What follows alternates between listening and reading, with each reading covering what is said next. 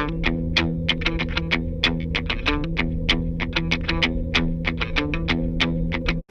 right, Nick Holmer here with Gustavus women's hockey co-captains Courtney Boucher and Carolyn Draayer to talk a little MIAC playoff preview. Gustavus will host the number 5 seeded Royals tomorrow here at Don Roberts Ice Rink at 2 p.m.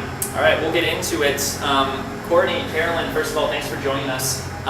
You guys have both had the luxury of playing on playoff hockey teams here at Gustavus.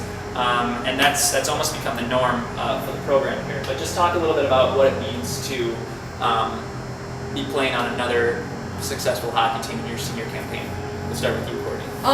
Yeah, it means a lot. I mean, we don't really think about playoffs when we're playing the regular season. We just try to take it series by series, game by game. But, you know, it's awesome to have the success, and especially being the number 1 seed this year. That means the playoff games are all coming through Don Roberts, so home ice advantage is huge, and it's great to have another successful season, and it's been successful this far, and hopefully it continue to be so. Yeah, I agree with Courtney. I think it's awesome to be a part of another team that's going to the playoffs here. And I know we had a little bit of unfinished business from last year, so the urgency level's kind of up because of that, and just being seniors, it's different, you know. There's a little bit of extra urgency in knowing that this is kind of the last round. So we're excited. It's going to be tough battles, but we're ready for it. All right, Courtney, moving on to you. Carolyn kind of already touched on it. You last year were defeated by the Tommies in the MIAC championship game. Does that add a little extra fuel to the fire this year? Absolutely, I think so. I mean, we had a really good run before that, and last year St. Thomas broke a streak, but you know, I think we'll look at that as unfinished business, as Carolyn said, and just, you know, fuel the fire, just try to get back into the swing of things. And I mean, we're just going to take it game by game. We have Bethel first, and then we'll worry about the next one if that so comes. All right, yesterday, both of you, along with 3 of your teammates, were named All-MIAC, All-Conference selections, and then 2 were named to the All-Rookie team. We had another named All-Conference honorable mention, and then Carolyn, you were actually the recipients of the prestigious Sheila Brown Award, which